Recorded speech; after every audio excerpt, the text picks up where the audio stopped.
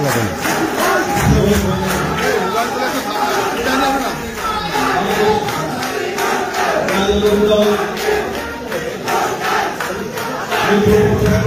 না। আজকে এই সভাপতি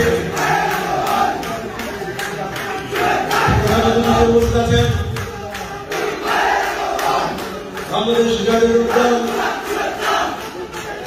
কুষ্টিয়া জেলা শাখার সাবেক সভাপতি মিরপুর থানার গণমানুষের নেতা সাবেক এমপি দেশ মুক্তিযোদ্ধা অধ্যাপক শহীদুল ইসলাম, এখানে উপস্থিত আছেন বাংলাদেশ জাতীয়তাবাদী দল কুষ্টিয়া জেলা শাখার সংগ্রামী আহ্বায়ক জননেতা কুতুবউদ্দিন আহমেদ, বিশেষ অতিথি হিসেবে উপস্থিত আছেন মিরপুর ভাড়ামারার গণমানুষের নেত্রী কেন্দ্রীয় নির্বাহী কমিটির অন্যতম সদস্য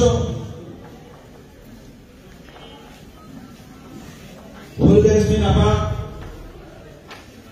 এখানে বিশেষ অতিথি হিসেবে আরো উপস্থিত থাকার কথা ছিল,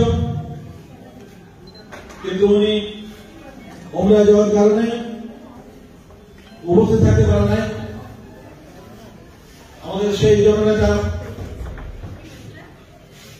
মিরপুর ভাড়ামারা মানুষের নয়নের মণি ব্যারিস্টার রাজীব চৌধুরী এবং আরো উপস্থিত আছেন বাংলাদেশ জাতীয়তাবাদী দল এবং এর অঙ্গ সংগঠনের বিভিন্ন পর্যায়ের নেতৃবৃন্দ এবং আমার সামনে উপস্থিত মিরপুর পৌরসভার নেতাকর্মী, আসসালামু আলাইকুম। সংগঠন বন্ধুগণ, আজকের এই সভা কিন্তু কোন গতানুগতিক সভা নয়। আপনারা নিশ্চয়ই দেখেছেন এটা আজকে একটা বিশেষ সভা।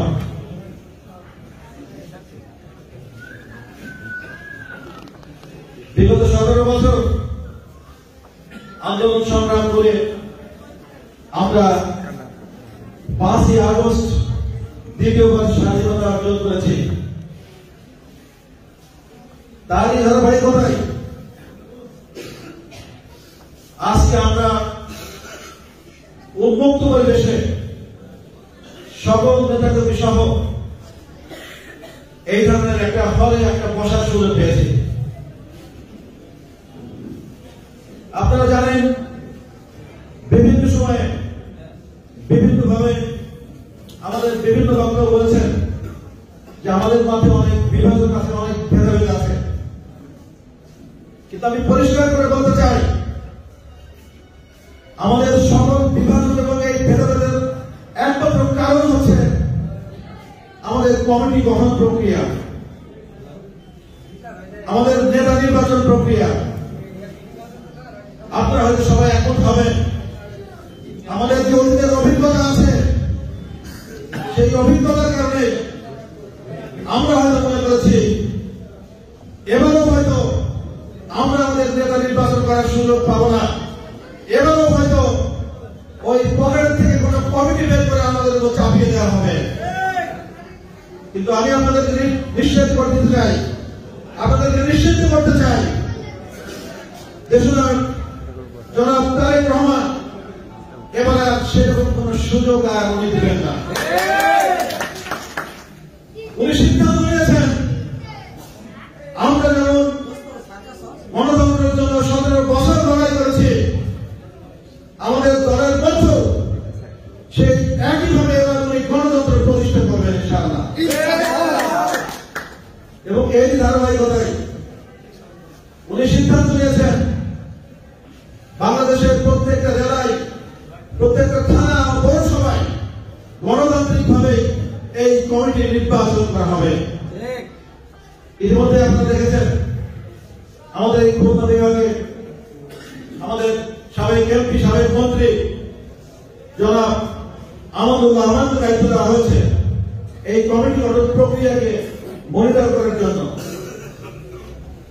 কারণ আপনারা জানেন এর আগে বিভিন্ন সময়ে এই কমিটি গঠন করার প্রক্রিয়া সফলভাবে বাস্তবায়ন হয় নাই। আহ্বায়ক কমিটি গঠন করা হয়েছে কিন্তু বছরের পর বছর এই আহ্বায়ক কমিটি থেকে গেছে। এই আহ্বায়ক কমিটি কখনো সফল সম্মেলন করে তারা কমিটি উপহার দিতে পারে না। তার জন্যই এবার কেন্দ্রীয়ভাবে এটা মনিটর করা হচ্ছে এবং নির্দিষ্ট সময়ের মধ্যে এই আহ্বায়ক কমিটিকে সফল সম্মেলনের মাধ্যমে কমিটি গঠন করতে হবে সেই নির্দেশনা দেওয়া হয়েছে। আমি বলতে চাই আমরা আশা করি আমরা আমাদের উপর যে দায়িত্ব দেওয়া হয়েছে সেই দায়িত্ব সফলভাবে পালন করে আপনাদেরকে আমরা একটা সুন্দর একটা গণতান্ত্রিক কমিটি উপহার দেব ইনশাআল্লাহ। ইতিমধ্যে আমাদের অবশ্যই আপনাদেরকে বলেছেন আমাদের 2 সদস্য বিশিষ্ট কমিটি হয়েছিল 25শে সেপ্টেম্বর। এরপর নভেম্বরের 4 তারিখে আমাদের 31 সদস্যের পূর্ণাঙ্গ কমিটি ঘোষণা করা হয়েছে। আমাদের কমিটি ঘোষিত হওয়ার পর থেকে আমরা বিভিন্নভাবে আমরা কমিটি গঠনের প্রক্রিয়া এগিয়ে নিয়ে যাচ্ছিলাম, কিন্তু এর মাঝখানে প্রত্যেকটা ভোট পর্যায়ে নির্বাচনের মাধ্যমে আপনারা জানেন পৌরসভার ওয়ার্ডে 71 সদস্য বিশিষ্ট কমিটি হবে। এই কমিটি হওয়ার আগে আপনারা প্রত্যেকটি ওয়ার্ডে যারা বিএনপি করে, যারা আন্দোলন সংগ্রামে ছিল এবং যারা আন্দোলন সংগ্রাম করতে পারে নাই কিন্তু অন্য দলে যোগ দেয় নাই, আওয়ামী লীগে যোগ দেয় নাই, জাতীয় যোগ দেয় নাই, এইরকম নেতাকর্মীদেরকে নিয়ে একটা লিস্ট করবেন, কাউন্সিলর করবেন। কিন্তু আপনারা সতর্ক থাকবেন ওই দুষ্টমে যারা নিজেদের রং পাল্টিয়ে যারা আওয়ামী লীগে যোগ দিয়েছিল অথবা জাতীয় যোগ দিয়েছিল এইরকম করে নেতাকর্মী যেন ওই লিস্টে স্থান না পায়। বন্ধুগণ, এবং যখন দলের পর্যায়ে কাউন্সিলর হবে তখন ওই নেতাকর্মীরা ভোট দিয়ে এই ওয়ার্ড লেভেলে পৌরসভার ওয়ার্ড লেভেলের 71 সদস্য বিশিষ্ট নির্বাচনের মাধ্যমে কমিটি গঠন করবে তারা। আর উপজেলার ক্ষেত্রে আপনারা জানেন উপজেলার কমিটি হয় ওয়ার্ডের উপজেলা কমিটি হয় 51 সদস্য বিশিষ্ট, ইউনিয়নে হয় 71 সদস্য বিশিষ্ট। ঠিক একই প্রক্রিয়ায় আপনারা উপজেলার ওয়ার্ড লেভেলের ভোটার লিস্ট তৈরি করবেন এবং ঠিক একই প্রক্রিয়ায় আপনারা সেখানেও নির্বাচনের মাধ্যমে এই ওয়ার্ড লেভেলে 51 সদস্য বিশিষ্ট কমিটি গঠন করবেন। এরপর আপনারা ইউনিয়ন লেভেলে ওই জেলার প্রত্যেকটা ইউনিয়নে আমরা জানি প্রত্যেকটা ইউনিয়নে 9টা করে ওয়ার্ড আছে। এই ওয়ার্ডে 51 যখন আপনারা ইউনিয়নের সম্মেলন করবেন, কাউন্সিল করবেন, তখন এই 51 এই সকল সদস্যরা ডাইরেক্ট ভোট দিয়ে ইউনিয়নের 71 সদস্য বিশিষ্ট কমিটি গঠন করবেন এবং এই ধারাবাহিকতায় আপনারা উপজেলায় 101 সদস্য বিশিষ্ট কমিটি গঠন করবেন। আমরা আপনাদেরকে বলতে চাই বিভিন্ন সময়ে আপনারা আমাদের সাথে যোগাযোগ করেছেন।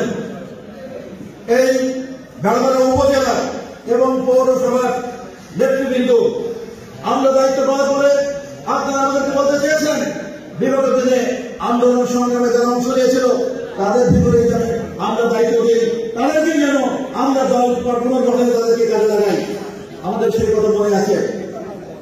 আমরা আপনাদের হৃদয় স্পন্দন বলেছি, আমরা জানি আপনারা কি বলতে চান। তাই সেই জন্যই কিন্তু আজকে এই সভায় এই মিরপুর ভাড়ামারের কোন নেতৃবৃন্দের বক্তব্য আমরা রাখি নাই, কারণ আমরা শুনেছি, আমরা জানি আপনারা কি বলতে চান। তাই আমরা যখন দায়িত্ব বাধ্যগত আমরা আপনাদের সেই হৃদয় স্পন্দনের অভিব্যক্তি সেখানে ফুটিয়ে দেবো ইনশাআল্লাহ। তবে দায়িত্ব কিন্তু এখানে শেষ আমরা যে কমিটি করবো সেটা হবে আহ্বায়ক কমিটি, এবং সেই আহ্বায়ক কমিটির দায়িত্ব হবে সাময়িক পুনর্গঠন প্রক্রিয়ার সৃষ্টি করা। কারণ আমরা যদি উপজেলার 31 সদস্য বিশিষ্ট কমিটি করি, সেই 31 সদস্য বিশিষ্ট কমিটিকে কয়েক ভাগে ভাগ করে তাদেরকে বিভিন্ন ইউনিয়নের দায়িত্ব দেব, এবং পৌরসভার যে কমিটি হবে তাদেরকেও বিভিন্ন ভাগে ভাগ করে পৌরসভার বিভিন্ন ওয়ার্ডকে পুনর্গঠনের দায়িত্ব দেওয়া হবে। কিন্তু আসল দায়িত্ব কিন্তু আপনাদের হাতে থেকে যাবে।